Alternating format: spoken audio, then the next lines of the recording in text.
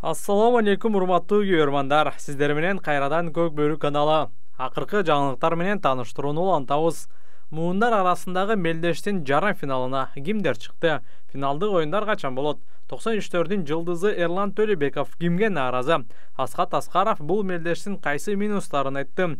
Оюнга чыкпаган командаларды кантип жазалайт? Алдыда ушул жана башка суроолорго жооп беребиз. Андыктан видеону аягына чейин көрүп, лайк коюуну унутпаңыздар. Муундар арасындагы мелдештин жарым финалдык оюндары эртең 9 ноябрда болот. Саат 10:00-дө 92-лер менен 2004-төрдүн командалары ойносо, саат 11-де 87-лер менен 98-лердин тиреши орун алат. Бул оюндарда кимдер жеңишке жетет? Божомолук кылып көрүңүздөр. Ал эми финалдык оюн 10 ноябрда болот. 4 камтуу боюнча Кыргызстандын лидеринен чексиздикти кошуп ал.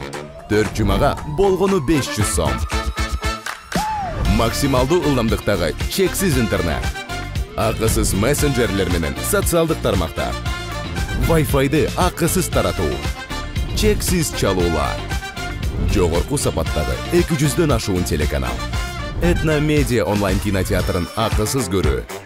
Мой О тиркемесинен же Остор дүкөндөрүнүн акысыз есим.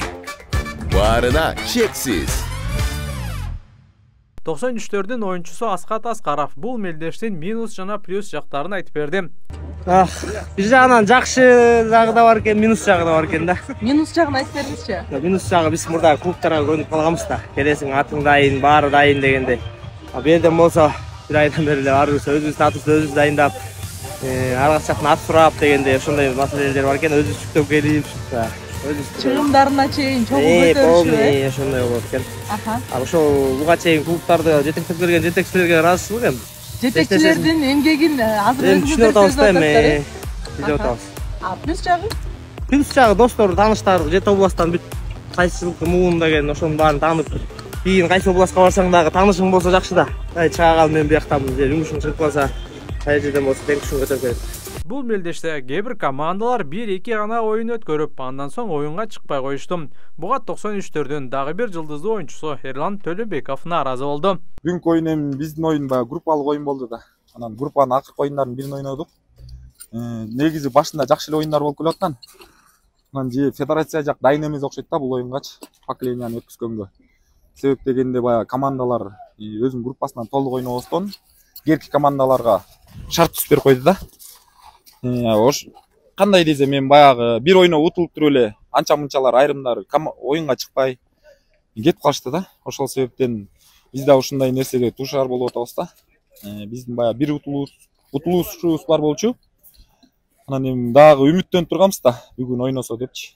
Анан бүгүн дагы андай оюн болбой калды да, ойнобой калды. Анча-мынча командалар бир ойноп эле финалга чыгып кеткендер болду да, полфиналга чыгып кеткендер. 2004-дө да ошондой жагдай түшүп болуп калды. Эми буга чара көрөбүз дейт федерация. Кандай чара көрөт билбейм да эмичи. Оюн бүттү, баары бүткөндөн кийин эми аларга кандай кылат, акча төлөтөбү же кандай кылат, эми ал жагын биле албайбыз да. Же башында ушуну жакшылап командаларды бекемирээк кылып жакшылап сүйлөшүп туруп кошсо жакшы болмок окшойт. Ошондо эч кимдин эмгеги желбей, кызыктуу оюндар болмок. Анткени оюндун кызыгы кетип калды, бир жерде нараазычылык болуп калды. Себеп дегенде жана командалар бир эле ойноп аттары чарчабастан оюнга жарым финалга чыгып кетип атат да.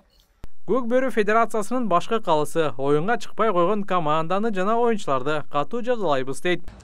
Көк Бөрү федерациясы чара колдонот.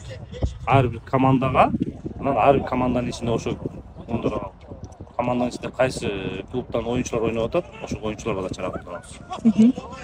Акчалай жана даже күчөтүлгөн тартипте чара колдонобуз. Менин оюмча, бул клубтук оюн эмес. Кээ бир жигиттер демөөрчүсү жок эле өздөрүнүн тапкан аттарын алып келип катышты.